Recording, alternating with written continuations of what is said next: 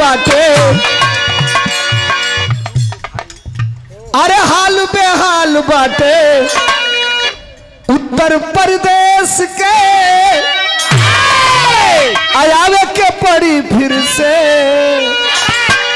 ये भैया अखिलेश के, गली गली सपा वाला यह झंडा लहराई। क्या बात है? भजपैया जात बिरादर गाय गोबर कह के हमके तो के लड़ावे ला सर।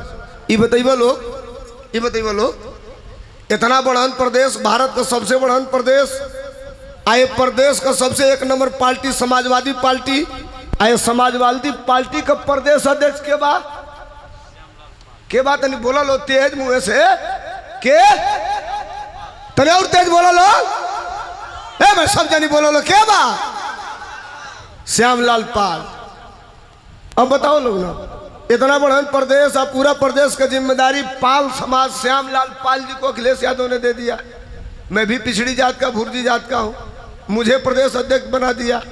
युवजन सभा का प्रदेश अध्यक्ष अरविंद गिरी को बना दिया। अनुसूचित जात का प्रदेश अध्यक्ष चंद्रशेखर चौधरी को बना दिया। बाबा साहब वाहिनी का राष्ट्रीय अध्यक्ष मिठाई लाल भारती को बना दिया। कहाँ से मैं जतिगो हो गई, कहाँ से जात बिरादर हो गई। भाजपा वालन से बढ़न झूठ बोले वाला है धरती पे क्यों है, ये नहीं है, लेकिन जान लिया लोग। हवाई जहाज में 3 लोग जा रहे थे, गाना सुन लिया लोग, एक चीन का, एक जापान का, एक इंडिया का।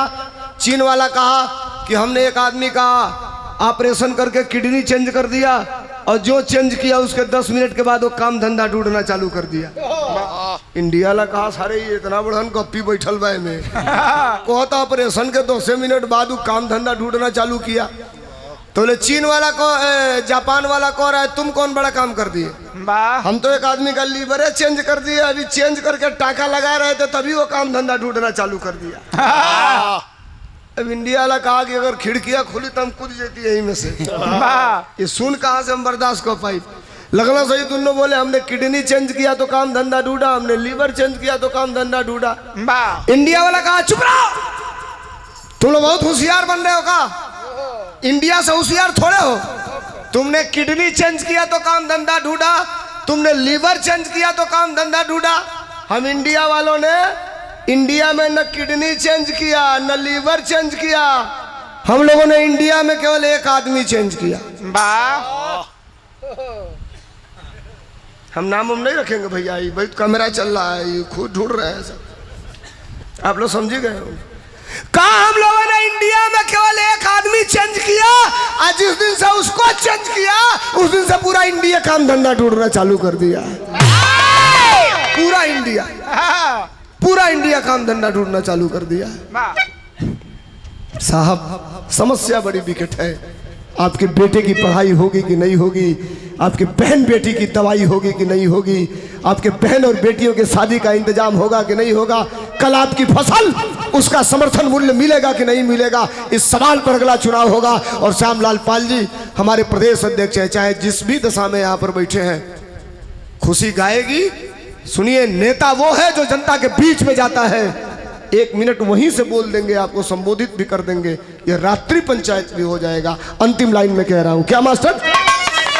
अरे हाल बेहाल बाटे उत्तर प्रदेश के, आई सबे गाना पर कि हाल बेहाल बाटे उत्तर प्रदेश के। क्या बात?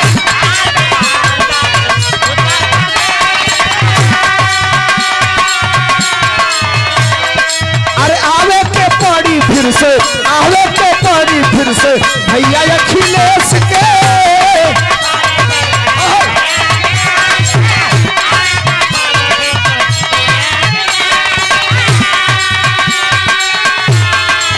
हाल बेहाल बाटे उत्तर प्रदेश के, आवे के पड़ी फिर से भैया अखिलेश के।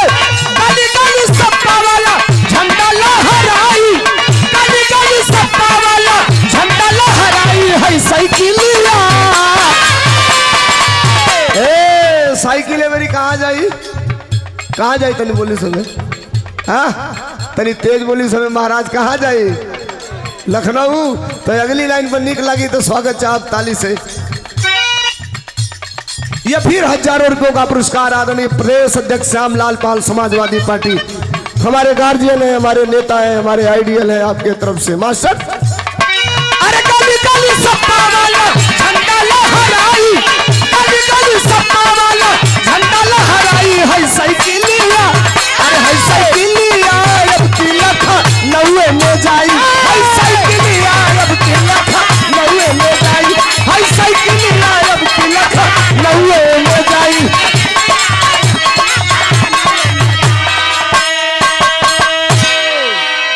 2.5 घंटा से गा रहा हूँ, माननीय प्रदेश अध्यक्ष जी बैठे हैं। अब मैं निवेदन करूंगा 2-4 मिनट और बैठ लेंगे, खुशी भी कुछ सुना देंगी।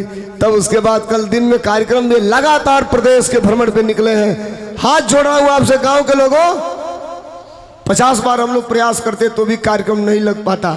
बिना कार्यक्रम का माननीय प्रदेश अध्यक्ष जी आपके गांव में ये चौपाल, रात्रि चौपाल का ही नाम इसको दे दीजिए। इस रात्रि चौपाल में बैठ करके आपके बीच में हैं, हम सौभाग्यशाली हैं। और यही समाजवादी पार्टी के प्रदेश अध्यक्ष का ये पहचान है। एक बार दोनों हाथ उठाइए और तालियां बजा करके फिर से स्वागत कर दीजिए आप लोग। अच्छा सुनिए, 1 मिनट, खुशी का साजबाज तैयार हो। माननीय प्रदेश अध्यक्ष जी वहीं बैठे हैं, वहां तक लीड चल जाएगा। जल्दी माइक दो, जल्दी माइक दो, वहां तक जल्दी जल्दी लेके जाओ। वहीं अरे वहीं लेके जाओ, आप लेके जाओ ना। नहीं यहाँ नहीं बुलाएंगे, वहीं से बोल देंगे। अरे नहीं कपड़ा नहीं कपड़ा नहीं लेके जाओ भाई, तुम लेके जाओ ना जल्दी। हाँ दे दो जल्दी। हाँ खुशी तब तक अपना सेट कर रही है, माइक लगाइए उधर। और मैं निवेदन करूंगा, वही माननीय आशीर्वाद दे देंगे।